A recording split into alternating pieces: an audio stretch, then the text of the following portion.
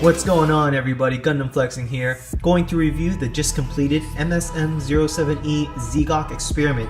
Remember that this suit is an amphibious mobile suit used by the Principality of Zeon during the 1-year war. It was featured in Gundam War in the Pocket, utilized by the Zeon Cyclops Special Forces team. This build is extremely straightforward. Before we go into the kit itself, we're just going to review really quick the leftover pieces. Here they are. This is it. The PC runner, we have the B piece here, which is for joints, and the D, which is most likely just a connector piece. And that's it. There are no exchangeable pieces. What you see here is the completed build that has everything on it except for the additional 2 PC runners, or excuse me, the 2 PC pieces right here. So going into the kit itself, one thing you'll notice is that this build has very few stickers. So counting all the stickers, really, there's one in the center, the Zeon emblem. They got the Cyclops emblem right here on his left shoulder. They have 2 red stickers on either side of the shoulders, right here, 2 on the left side, 2 on the right side, and 1 on the back, right here, there. And then you have 2 on each of the arms. So this arm here, 1 in the front, and then 1 in the back. And same goes for the other side, 1 in front and 1 in the back. And then 1 major sticker is the one dead in the center. Now this sticker, I sort of wish it was an actual red piece, but of course the piece won't be reflective, so they had to make it a sticker. And so you choose not to put a sticker on, it'll be yellow or little yellow oranges, and it wouldn't look right, I guess. The head. So we go to the head. What I like about the head around this area here is that in the unboxing video we saw a bright pink, bright dark red transparent piece, and we assumed that was the eye. It is in fact the eye, so there is no stickers for the eye. The only thing I didn't anticipate was that the eye is stationary, so it's immovable. So really what you have, he's just looking forward, so that's it. You can't move his eye, which would be pretty difficult to arrange a kit where he would be able to have that ability. And furthermore, we look at the arms. So we're looking at the arms here, and the legs. As you can tell, it's all coils. And I highly recommend that you start sanding the coils, because if not, the nubs really make it stick out like a sore thumb. It just looks weird, just incredibly awkward. So what I also anticipated was that that these coils here, how do you say? I thought the arms would bend and coil, because the arms technically are coils and so are the legs, but it is not. So really, you could just put it like this, but there is no super circular or overture bend. Oh no, the arm fell off. But hey, the arm, you just go over the hand, is just a circular joint connector, which fits right in here. Probably didn't put that in right. But if I wanted to show you this part here, it's a single ball joint for his shoulder as well. And since I'm sort of just taking this dude apart, this is what I mean. So sometimes either I didn't put this in tight enough, but I'm a little bit scared if I force it down. So all these coils, they always keep circling around and around. I'm not sure if that was done intentionally. If you already have this kit, just let me know if I just needed to throw this thing even harder. But I'm assuming not, simply because again, like I said, the arms doesn't coil.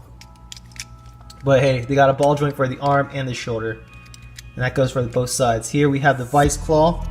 And unlike the HGUC build that we did like a month ago, this one doesn't come with any torpedoes that you can just insert in the hand. But they just, again, a very straightforward build. So what you have here is that's it. There are no rifles or beam sabers.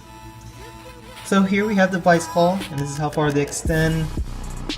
Again, you want to you want to use sandpaper to rub out all the nub marks, and just use your hobby knife to scrape it clean, because if not, you will notice it. And the same thing for the other side here. No torpedo or anything like that, but I'm pretty sure you could connect something in there. There it is. And here we have the waist. The waist, let's see how far it can go. That's pretty much it, because if you go any farther and force it, you sort of split his chest in half, back where the original build was. So again, same thing for the legs. We could probably try to pop this one out. There it is, a single ball joint for the legs. The leg doesn't coil, but the way this kit is designed is supposed to make it look as if it could. Doesn't mean you can't bend the knees or anything like that. Here's how far this knees could bend. Here's how far his leg could kick back. There you go. So pretty much he could kick himself in the back of the head if he wanted to. Same thing forward. The skirt might get in the way a little bit, but there is plenty of maneuverability.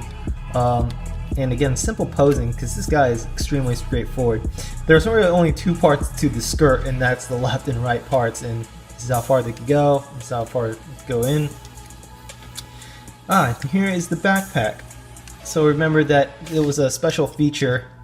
Okay, I don't want to force it to come out, but it is, as the box art suggests, it does have a backpack or a jet booster for his amphibious mode. There it is.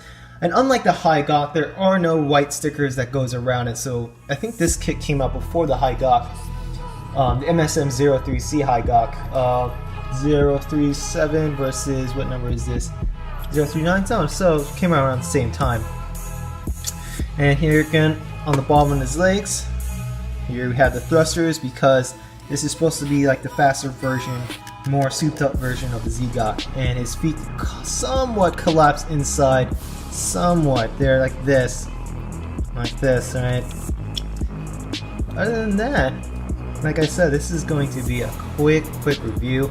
I think in terms of posing, that's where he makes most of his money, because it's just super simple to pose. Not that much, not as many things to consider when you pose this guy. Like that. There you go. Just like probably work on his claws. There it is. But what took the longest, as with most of these kits, is just the sanding. And in terms of like panel lining opportunities, not so much.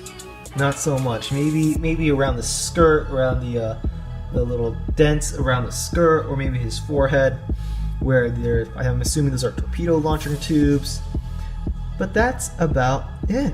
And to be honest with you, this is such a simple kit that you really want to take your time, try to make this one really stand out and be perfect. So definitely use cement glue or whatever you have to use. Again, I was a little bit disappointed in terms of the weapon selections in this box or in this kit. Again, I think they could have made money, at least provide you a torpedo, 2 torpedoes, 1 for each hand or something, you know. But hey, it's not a bad build, pretty quick. And that's all I have for this review. So if you have any questions or comments, just leave them down in the comment section below and I'll get to them. I'm going to do another build real quick pretty soon. As always, I appreciate you all for watching. Peace out, and I'll see you in the next video. Goodbye.